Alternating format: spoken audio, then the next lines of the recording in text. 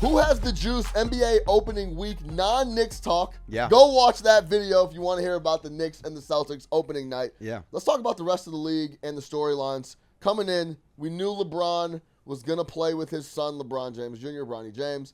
That happened. What are your thoughts on that? We'll touch on that. Then I want to talk about some of the injuries because no PG, right? No Kawhi, no Embiid. Alarming or not. But talk to me about the special moment, or maybe not so special to some, LeBron James playing with his son. Well, you know, I grew up in Southern California. I'm a Lakers fan. Grew up in a household full of purple and gold. So Sure. I was happy to see it. Griffey's courtside. This was just a surreal moment. A lot of people are hating, obviously, on the plus minus and his actual PT and his impact in the game. Copped himself a board, though. Yeah, I almost hit the three. Look, he didn't airball the three. Pops Is created that a little, the level? The air I don't know. not? People were just dragging this kid. It's like, you know, Kenny actually spoke on it at halftime. It's like he obviously had some health concerns, but prior to, he was a McDonald's All-American. That was earned, not given. I mean, you're one of the top guards at your spot. Now, it's going to be difficult. Some people think that might have been a little nudge from the big fella as well, though. But in all seriousness, he came in a good spot, end of the second quarter, where the Lakers had built that nice cushion, and it didn't really impact the game as far as win or L, and they got the dub. But, I mean, all things Lakers, which we can go there, they got themselves a coach. And J.J. Redick looks buttoned up, dialed in. I can't tell if he's a fun guy or not because he's playing DJ music at practice, but then he's talking about the balls in postgame. I'm like, that is an intricate detail for a ball knower, which I love. But to be a team that beats a pretty solid Chris Finch coached club that did reshuffle the deck with just 5 threes in an NBA that's contingent on do you make or miss threes, 70-plus points on the paint. You got to love that. You got to love the spacing you saw and real plays. Ham's just getting dragged on Twitter. He's watching somewhere with his hands in his pockets. I think that was my favorite tweet. Yeah. But what did you see? Because I saw a team that has similar assets from last year, very much coached up. Yeah, I didn't take it. I don't think it was that good of a game from the Lakers. I think we fall for this all the time as NBA fans. We love this new shiny team, and they need time to gel, just like the Knicks are, just like the Timberwolves are, Sure. just like the Suns did, right? And looking back, of course, 2020 when you've already seen it, but would have been a clear fade to think the Boston Celtics, who changed absolutely nothing about their team, are going to come out and look very comfortable and look very good, and a team like the Minnesota Timberwolves, adding 2 players, are going to look a little disheveled and trying to figure things out. Now, what I took from the Lakers game is that they're not going to be able to score that many points in the paint against other teams in the league, and they don't have any shooting. They need shooting. So that was very glaring. Just like, and we talked about it for the Knicks, just like the bench is glaring for the Knicks, right? So that's kind of what I took away. Good win, good way to start the year, but still the Los Angeles Lakers need more shooting, and they don't have it. I guess going back to last year, which camp were you in when they played the Nuggets again? Were you a guy that said, all right, as a bettor and a fan, if you get past the Nuggets, this team can actually make a little bit of a run? Or were you feeling like they're a piece or two short due to your three-point shooting take? Because, I mean, 6th in points, 6th in boards last year. There were some bright spots. I felt like they weren't coached up. I felt like they weren't well coached. I mean, Ham's a player's coach, but it seems like Redick made this cross-country decision for all business purposes. He seems to be very tuned in, locked in. LeBron supports the decision, or else he wouldn't be there, right? So you don't think maybe connect D'Lo, maybe Reeves improving his three-point shooting is enough perimeter help with AD and Bron? Because I'm still of the belief AD and Bron are still 2 top 10 players. It could be that they just missed shots last night. They got a lot of good open looks, didn't hit any, but throughout the years, the last couple, they needed shooting. And the thing about the Nuggets, if they get past the Nuggets, like the Nuggets are in the West, so you might have to play them. So those are the teams you're going to have to compete with, right? So we'll see. I don't want to get too jazzed up about the Lakers and JJ because I think they didn't turn it over at all. Yeah. They got good looks. I will say this about the Lakers and JJ. They looked very aggressive, and the energy level was extremely high. Right. And it was the exact opposite for the Minnesota Timberwolves. I'm very excited. I got Let's keep it pushing. Let's move over to the injuries. Same old guys, actually. Kawhi, Embiid, PG, guys that have dealt with injury and don't seem I hate to talk about athletes' injuries and if they're playing through things, but for the public, I think it's consensus that Kawhi's not a guy that's pushing through injury. Paul George's not a guy that's pushing through injury. It's clear that Joel, he came out and said he's not going to be playing, right? Injury, but he flat out said this year, I'm not playing back-to-backs. I'm not doing any of that stuff. So talk to me about the injuries from the Stars. And if you're a Sixers fan, it's like, damn, I thought this was the year we were going to come in and compete. Now Embiid's not playing back-to-backs. We start the season without 2 of our 3 bigs. I mean, from a Clippers POV, I've been a non-Fed man in Southern California loving life. I can't imagine having 2 MVPs, 2 rings, and loaded in SoCal, loving myself. I mean, it's tough in that spot when they go all in on Kawhi. They re-sign hard mid-30s, and they punt on PG, and they're rolling out a new arena. Terrence Mann said it's the best defensive team he's ever been on, though, and I do believe they're going to be a very big defensive team. They're still going to find a way to get in the playoffs without question.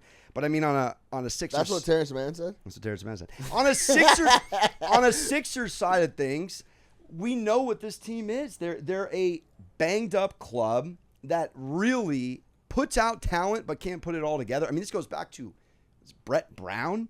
I mean, I'm pulling out all kinds of coaches here. Philly's just a team that again is going to be competitive, but PG.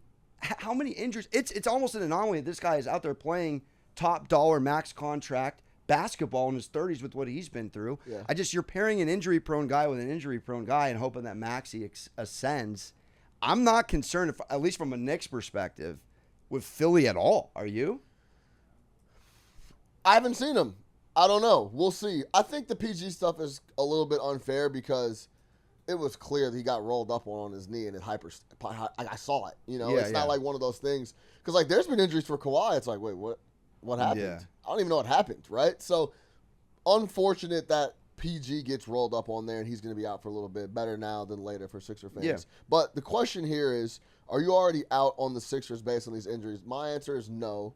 I'm excited to see them get together. And Embiid being fully healthy in the playoffs. I think that's the key here. Also, Tyrese Maxey, I wouldn't be shocked if he takes the same amount or more offensive attempts than Embiid. I think he is going to have a monster year. And Paul George, his personality fits being the third guy.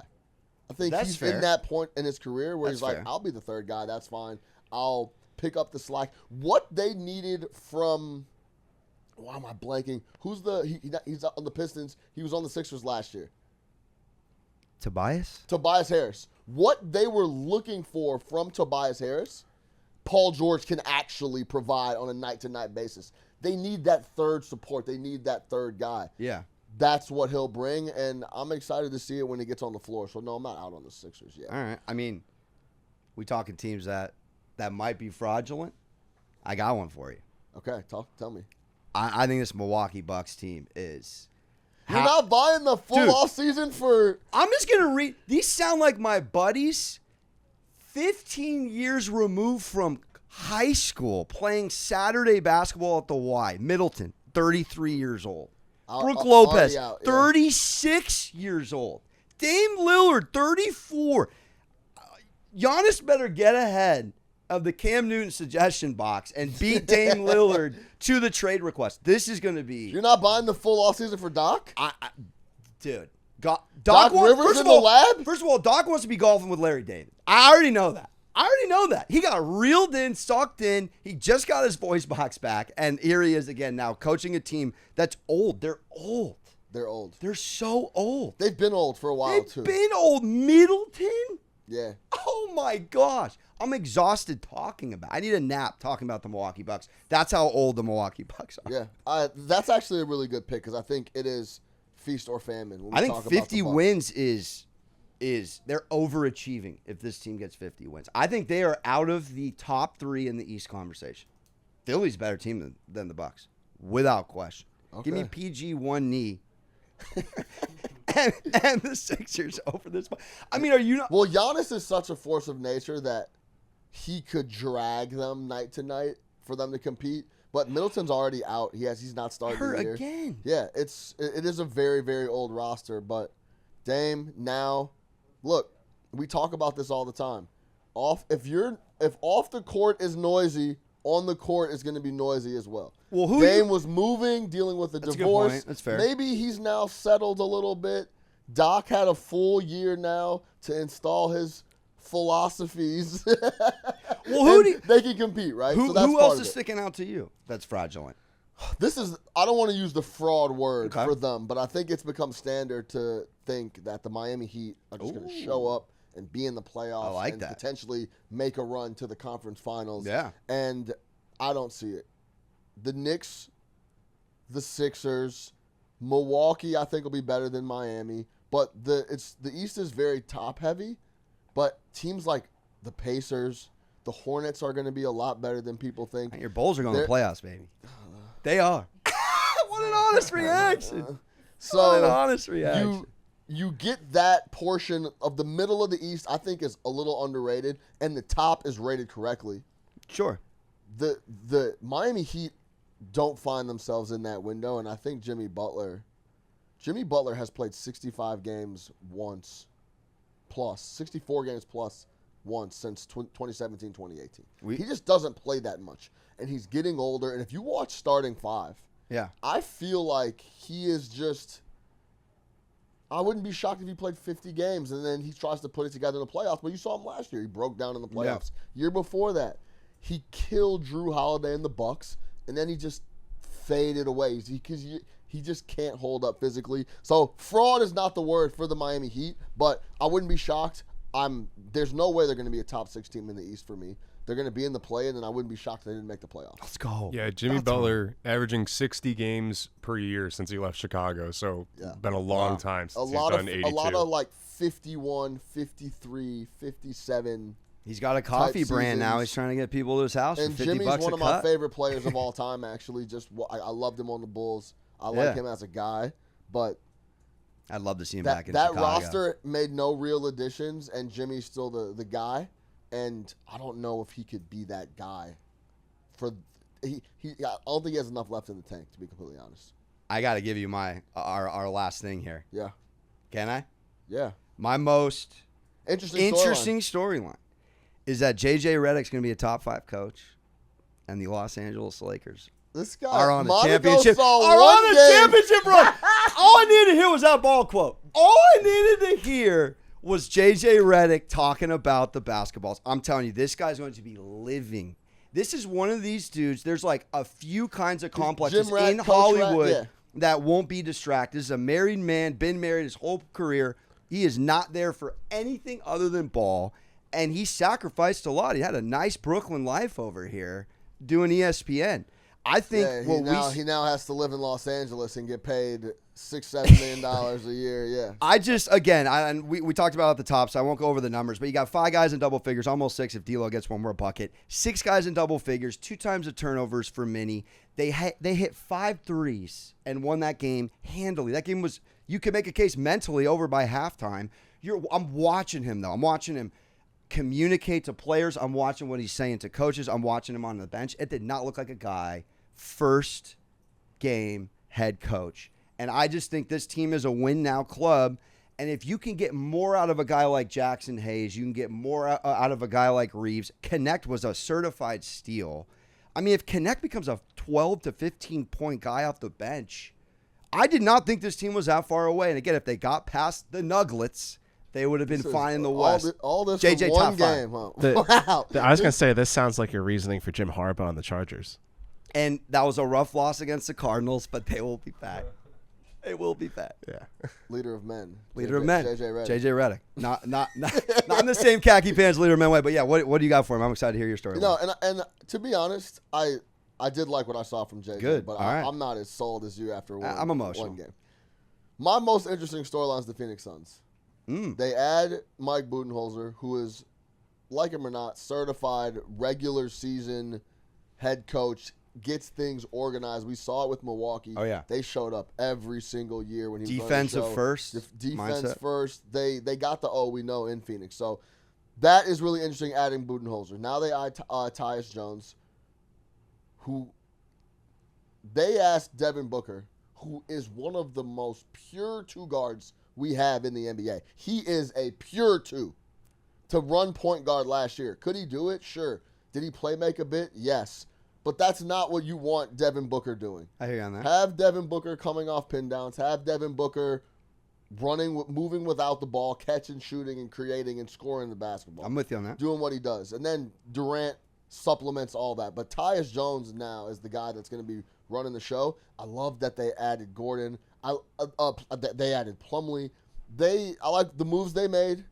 I like that team. I like it now being coached by Budenholzer. They're 30-1 to win the title. Do you think Bradley fits a little better this year? I always felt like he just didn't find his role on that team last year, but maybe Budenholzer because he was also taking some of the point guard responsibilities as well. Yeah. They have a point now.